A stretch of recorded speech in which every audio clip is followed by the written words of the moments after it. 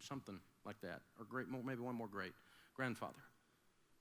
And I knew who he was. I knew his name was Charles Eccles, and I knew a little bit about him from reading his little story that he'd written about himself and all this.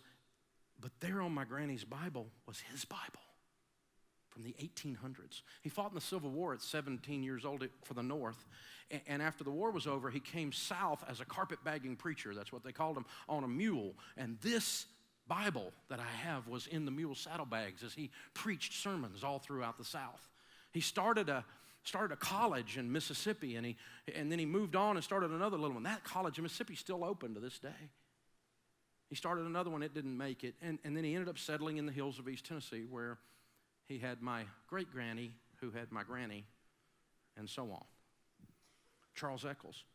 And I have his Bible, but the weirdest thing happened a couple weeks ago. We were in that graveyard, and I looked up, and there was his tombstone. I had no idea he was buried right there. I didn't know where he ended up. But I had the Bible, and I had the memoirs.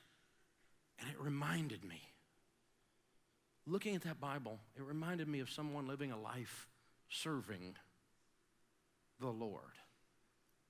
And what kind of legacy that puts in a family. How it changes a family tree. It makes dysfunction become function. Because dysfunction is almost always based in selfishness of some kind. And when Jesus enters your life, it changes everything if he really enters your life because you're grateful. And I remember the old story of the old motivational speaker used to tell. And he talks about that. I remember this standing right there in front of my great-great-great-great-grandpa's tombstone.